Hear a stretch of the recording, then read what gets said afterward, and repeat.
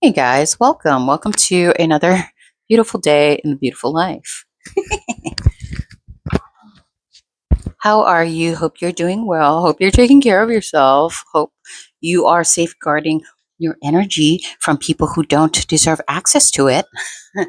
When I was young, I was taught that you're supposed to be nice to everybody. You're supposed to be kind. You're supposed to be giving, generous.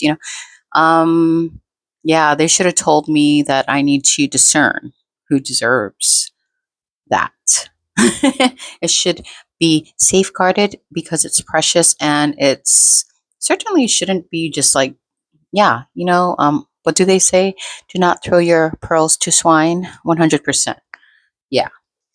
Like, for instance, if somebody, I don't know, and I had this like really like crazy like story going in my mind about like, oh, like people who, I don't know, have come from tumultuous childhoods and backgrounds, they just need more love, they just need more patience and kindness, and I just need to like help them. These people need to learn how to help themselves, and we are no longer enablers. You know what I mean? Like, for instance, if you have a child and you do everything for the child, you are doing a great disservice to the child because you're not teaching them to be independent. You're actually like promoting codependence. And I don't know. I think if you've been following me for some time, we're trying to get and break out of cycles that are unhealthy and make you feel less than, you know? And yeah, you might be think about it. Since I'm on the subject, wait, let me cleanse the space. Maybe you can still hear me. So like my whole thing is, yeah, you can help people to a point, like to a degree. And then afterwards, after you give them the knowledge and the tool set, if they're even receptive to receiving them, you gotta let them go. Even if they're not like receptive and they're not learning, you gotta let them go. It's like, okay, I tried my best. I did what I did. I said what I said. I gave them tools. They're not utilizing them. Let them live their life according to how they want to live their life. Maybe they're not interested in construction, and who are you to say that they should? Let people be, accept everyone as they choose to show up. Where was this video going? Oh, yeah, yeah, yeah. I came across a term that I thought was liberating. I don't know where you guys are on your journey, but I think I don't know, like in the beginning, you there's a lot of like karmic influences and social influences that are influencing your decision, controlling your mind, dictating how you should live, how you should show up. But once you kind of like pass through those phases, you get to a place where I'm currently at, where it's called emotional spaciousness. It's kind of boring here, I'm not going to lie. And I feel like I was even thinking like, okay, do I like this?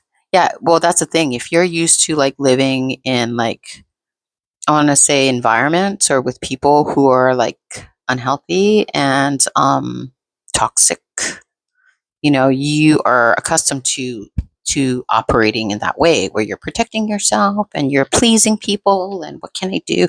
Yeah, yeah, yeah. But once you pass through those phases and stages, you get to a place where it's really peaceful and there's hardly any stimulation. And sometimes that old version of you will come out and be like, I'm bored. Like I need stimulation. I need something, I don't know, something not good to have. That's not even the right words. It just needs stimulation. That old part of you that you're trying to slough off. Be patient with yourself. Just kind of like look at that part of yourself and go, you know what? I understand you need stimulation, but right now, peace is my priority. And yeah, we're not going to do that anymore. You know? Um, yeah, so emotional spaciousness. What is that? It almost feels like you're in the void. But unlike the dark night of the soul, like when you're having a dark night of the soul, you're also in a void. I feel like that's a transitory period where you're kind of like moving into a newer, more healed, more holistic version of yourself. When you're in the dark night of the soul, you're in that transmutation, transformative space, right? And it doesn't feel good. When you get to a place where, like, yeah, man, everything is pretty peaceful, everything is pretty flow. Um, Emotional spaciousness. It's also like a void, but it's, I want to say, how do I explain this? It's like a more mature version of yourself where you accept your emotions, you accept the emotions of others, and you're not trying to change it. You're just accepting everything just as it shows up. Radical acceptance, and when you're in that place, it can feel boring at times, but at the same time, I think the challenge is to not revert back to old patterns and habits just to do it because you need stimulation. No, it's to like accept that part of yourself too. Oh, and I made a video on accept people as they choose to show up. You should also accept you as you choose to show up. Like I don't know, what is a good example? Like there was one day that I caught myself getting irritated, and like there's a part of me that's like, "Why are you irritated? You shouldn't be irritated. You should whatever." And I was like, "No, I'm going to accept myself just as I am, just as I choose up." With all these uncomfortable emotions, with all these uncomfortable thoughts that are attached to it. And if you sit with them long enough, you can kind of get to the root cause of it, and yeah, like when I sit with it, honestly, this is what I experience. So if I encounter a uncomfortable emotion, attached to the emotions are thoughts that are being culminated by your brain. And when you just watch it and you don't react and you don't respond and you don't expect yourself to be any other way, you'll notice that it creates nudges, like little like nudges, like come on, like for instance, oh, this feels uncomfortable, let me go and eat, or let me go and shop, or let me go and death scroll on my phone because you know it's going to distract me from the discomfort temporarily, but eventually it shows up unless you sit with it. Yeah, and then you just kind of like notice that, and then you don't react, or you don't respond, you don't give in to the request, and eventually those things subside and they go away. Yeah, it's practice, man. It's like it's a mental, emotional, spiritual gym. You got to like be mindful of these things. And at first, it's going to be very difficult until it becomes a cakewalk. Yeah, that's pretty much it. Yeah, just cakewalk, man. And then you start noticing, oh, okay, right now I'm feeling this emotion. Right now, these thoughts are attached to this emotion. Oh, these thoughts and the emotion is creating nudges in me to do something that may not be in my best interest, and I really don't have to succumb to that request. So I'll just sit with it and let it pass. It eventually it dissolves. But that's the thing, like getting to that point where like you let it dissolve and you just kind of like be a witness, an observer of all of these activities that are happening within you.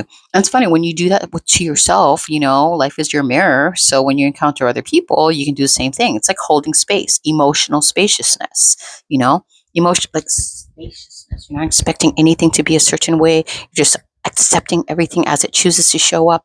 You may not like it, but that's okay, and you just kind of like let it be and it passes like a poo poo. I've used that analogy in previous videos. Yeah, like a poo, man, like a turd. Just let it pass. You don't like give it so much attention. Yeah, it's not bypassing it because you're aware of it, you're acknowledging it, and you're just not feeding it. And if you don't feed it, then it's going to starve itself. That's the best way to put it, honestly. And this can be applied to everything.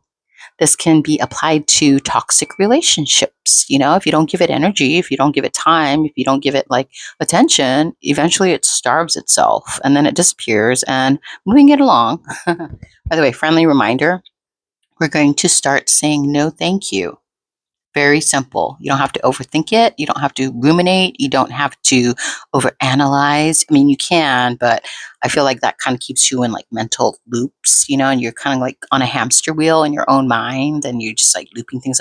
No, no, no. We're going to say no thank you to hamster wheels. We're going to say no thank you to ruminating over things that we have no control over.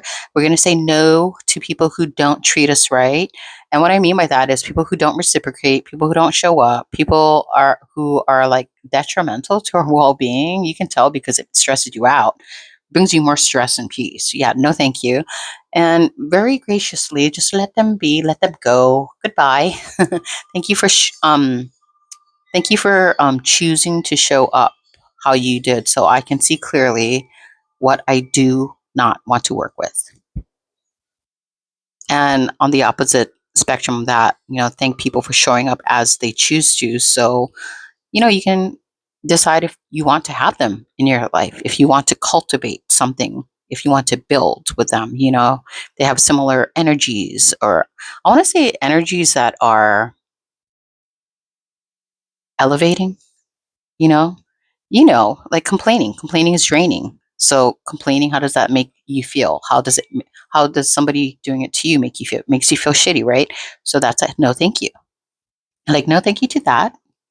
I'm just going to observe you until you pass like a poo and then move it along. People who elevate you will definitely like make you feel a little brighter, lighter, expansive.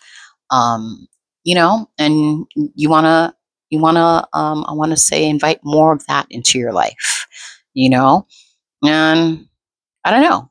It just depends where you are. Like, if you still like drama and stuff, then by all means. But for me, I'm